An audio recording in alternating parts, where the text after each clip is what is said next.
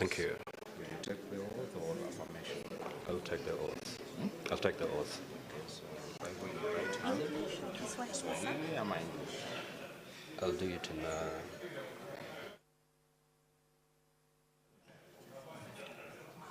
let me do it in Swahili.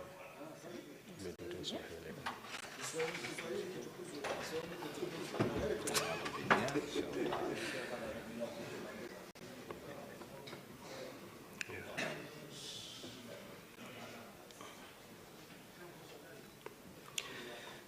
Mimi Amason Kingi nikiwa nimechaguliwa kama spika wa Seneti, naapa kwa jina la Mwenyezi Mungu kwamba nitakuwa mwaminifu kwa watu wa Jamhuri ya Kenya, kwamba nitatekeleza kwa uaminifu na uangalifu kazi zangu kama spika wa Seneti, kwamba nitatii, nitaheshimu, nitahifadhi, nitalinda na nitaitetea hii katiba ya Jamhuri ya Kenya, na kwamba nitatenda haki kwa watu wote kulingana na hii katiba ya Kenya na sheria na desturi za bunge, bila uoga au upendeleo, upendo au chuki.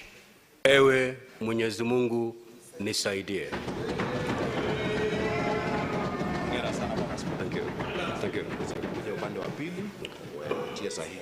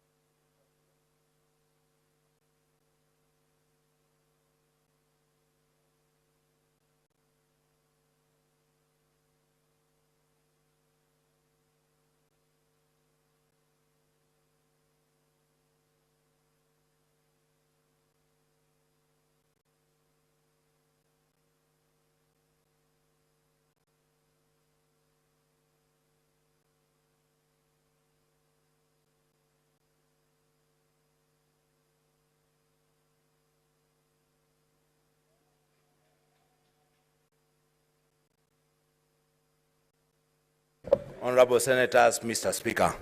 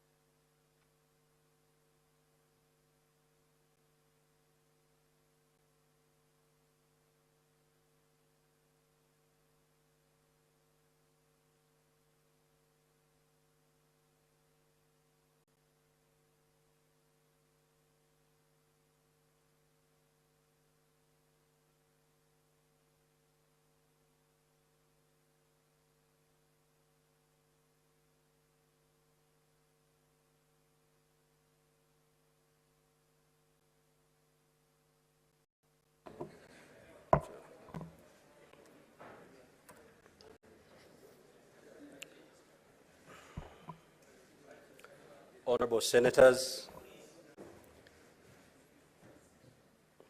order members.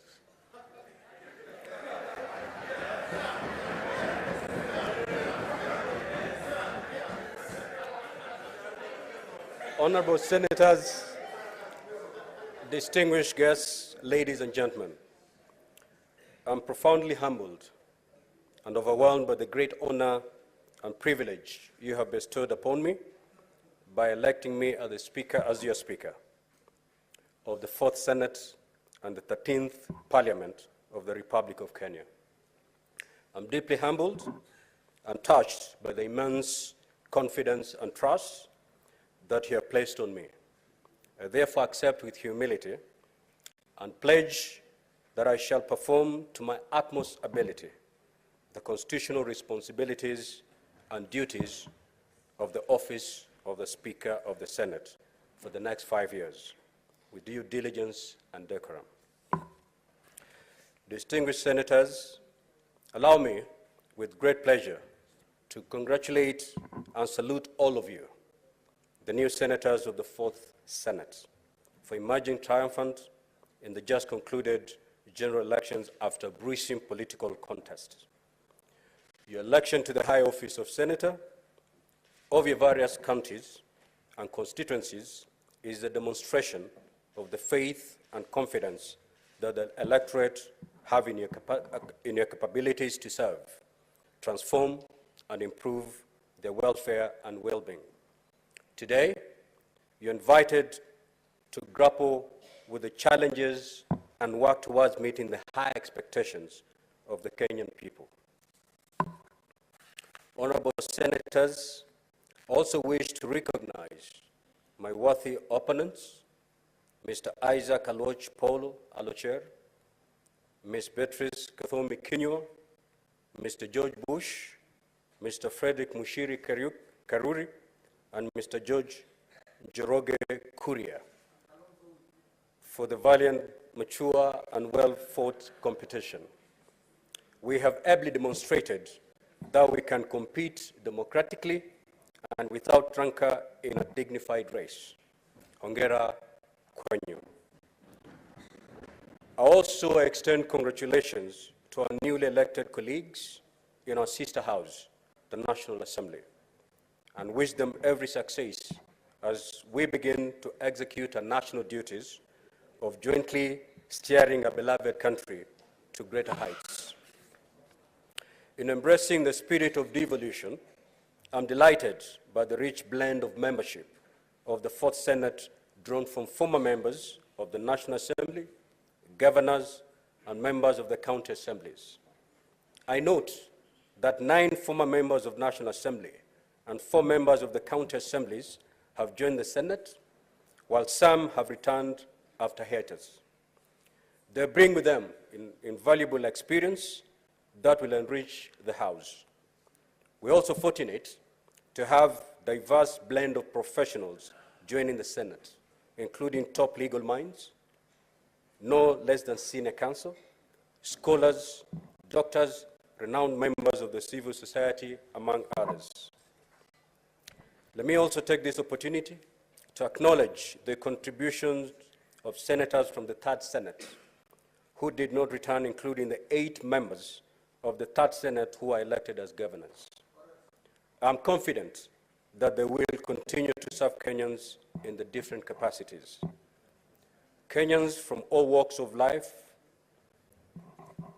deserve a pat on the back for demonstrating to the entire world that we have a mature and vibrant democracy following the peaceful general elections held on the 9th of August 2022, and the subsequent petition filed and concluded at the Supreme Court.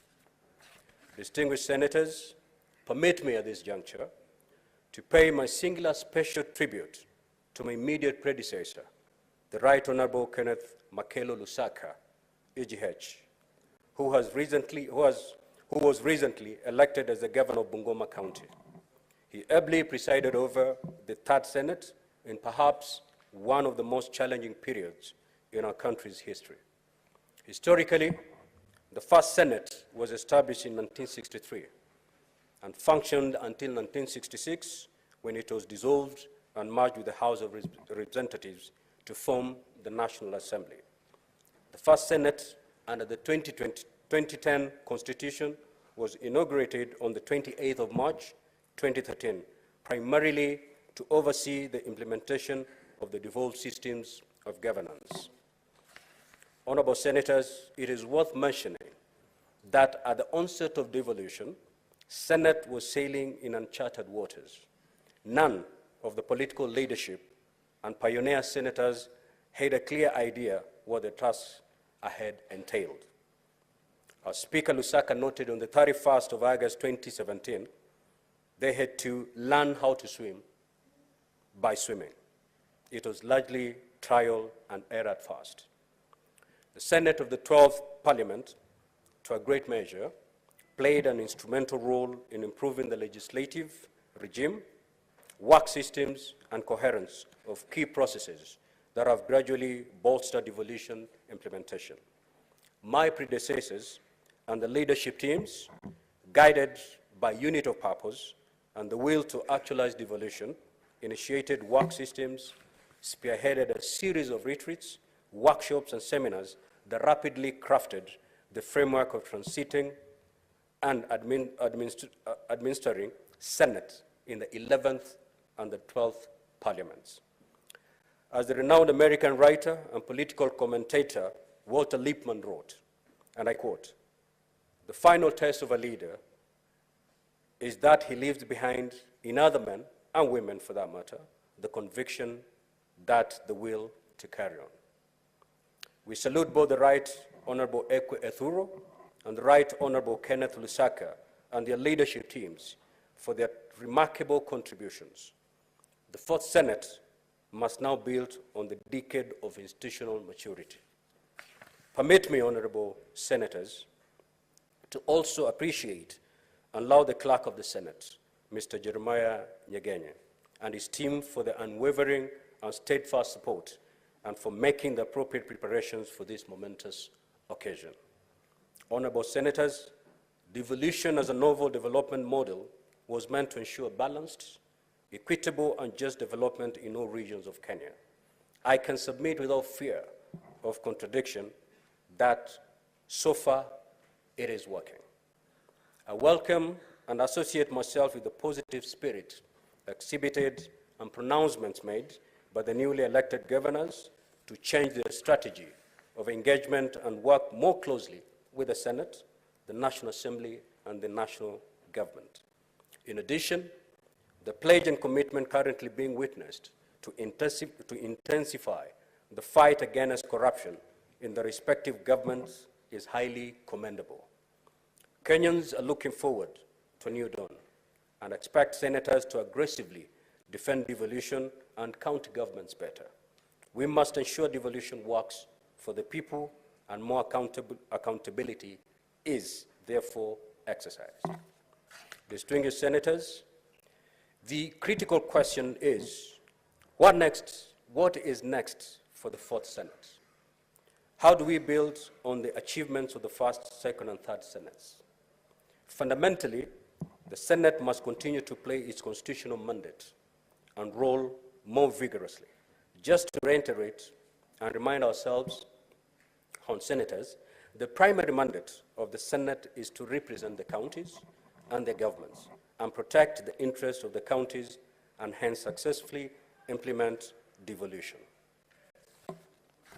The Senate is involved in lawmaking by considering, debating, and approving bills concerning counties, determines the allocation of revenue among counties, exercises oversight over the national revenue allocated to the counties, and participates in the oversight of state officers by considering and determining any resolution to remove the president or deputy president. Distinguished senators, the Senate is the bastion of devolution. Devolution has been a game changer and has significantly transformed our country. The county governments are currently receiving billions of shillings, courtesy of the Senate's intervention, to finance various development programs and provide essential services that are aimed at improving the well-being and welfare of the Kenyan people. Massive infrastructural projects have been built throughout the country, including roads, educational and healthy facilities, as well as housing projects.